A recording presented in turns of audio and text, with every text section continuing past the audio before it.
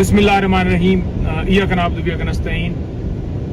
Adiala jail के बाहर हम आए थे और जैसा कि हर मंगल को आते हैं खान साहब के साथ इज़हार यकजहती के लिए, उनकी बहनों के साथ इज़हार यकजहती के लिए, क्योंकि खान साहब और बुशरा बीबी को सॉलिटरी कन्फाइनमेंट के अंदर रखा हुआ, उन्हें ना उनसे कोई मिलने दिया जा रहा है फैमिली मेम्बरान में से, और ना ही वकला को मिलने दिए जा रहे हैं, ना रफ़का को मिलने दिए जा रहे हैं। और इसी तरह जो उनको कैद तन्हाई के अंदर रखा हुआ है उन तक डॉक्टर्स, उनके ज़ाती मालिजीन की रसाई नहीं है। हमारा मुतालबा वाज़ेह है कि उनको शिफ्ट इंटरनेशनल हॉस्पिटल इस्लामाबाद के अंदर शिफ्ट किया जाए, उनके ज़ाती मालिजीन और फैमिली की निगरानी के अंदर उनका प्रॉपर ट्रीटमेंट हो, तो वो नहीं किया जा रहा, जिसकी वजह से हमने आज फैसला किया था कि धरना देना है अडयाला के बाहर।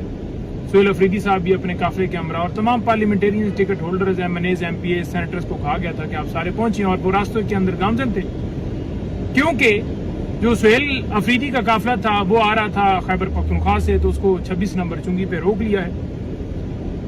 हम क्योंकि बहनें भी इस वक्त उनके साथ मौजूद हैं, उधर उन्होंने धरना दे दिया है, रोक दिया उन्होंने, तो हम भी उधर जा रहे हैं। आप तमाम लोग सुनने वाले भी, तमाम लोग रवाना हों और 26 नंबर चुंगी के ऊपर इंशाअल्लाह ताला धरना होगा। धरना उस वक्त तक जारी रहेगा जब तक हमारे लीगल मुतालबात, यानी खान साहब तक रसाई, उनके ज़ाती मौलजीन और डॉक्टर की रसाई, उनको शिफ्ट किया जाए शिफा इंटरनेशनल हॉस्पिटल इस्लामाबाद के अंदर, जब तक ये पूरे नहीं हो जाते। इलीगल काम किया इन्होंने।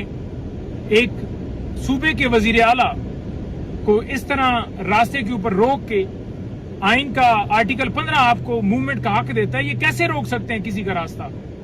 और प्रोटेस्ट करना ये हमारा हक है। जब अदालतें इंसाफ नहीं कर रही तो हम क्या करें? हमने प्रोटेस्ट ही करना है।